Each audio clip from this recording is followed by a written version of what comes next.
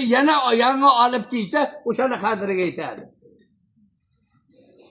Bo'lmasa yo'q, bu suvashim shipani to'la, shikab to'la suvashdim, u boshqa narsa ishi yo'q. Qizimizni chiqardikmi, ma'milla bo'lsa bo'ldi. Yana to'g'rimi xotinlar? Aytinglar shuni. Uni hayoti men birov qiziqqa yo'q. Mana maktabni bitirmasdan qizlarni berib qo'yapsiz. U nimani bilyapti? U qiz qanaqa qilib hayot kechiradi? U birovni xonadoniga borib qanaqa xizmat qiladi? O'ta yerahadagi hala o'ynayapti, xolos hozir.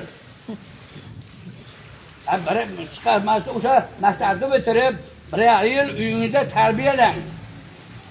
Hayotni achchiq-chuchugini tushuntiring. Ana ne bersangiz ne bo'ladi? Endi borgan kelinchi qaynaminan qaynatani o'zini otasiga qabul qila olmayapti. Men shuni ko'zimdan ko'ryapman.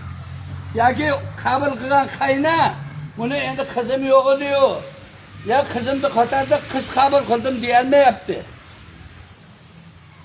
Mana ana Mo'minlar jurnalida mo'min odam yolg'on gapirmaydi degan maqola chiqdi. Shunda yovchilikqa borgan o'sha maktabni bitirmasdan qizga bu yovchilikqa borib 100 ta va'dani qilib, "Voy, seni bilmaydi, ovqat qilishni bilmaydi, hali o'rgatganim yo'q, falon piston" desa, hammasini o'zim o'rgataman.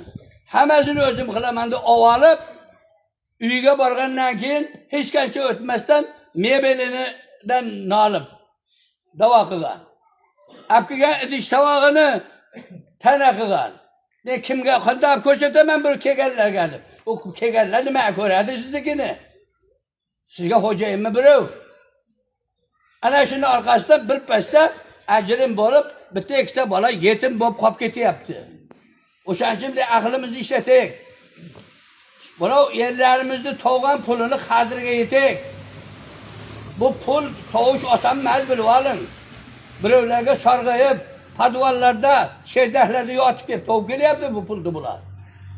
Uyda o'tirib olib, xohlagan narsaga qilavermaslik kerak. Kerakli narsani qiling, nokeragini bu isrof bo'ladi, bilib oling. Isrofni Xudo yomon ko'radi. Shuning uchun hammamiz o'ylab ish qilaylik. Qizlarimizni o'sha nasihatimizni ko'p qilaylik. Men mesela siz aytmagan gapni aytaman nikohda. Mana shu gaplarni tayinlayman. Hattoki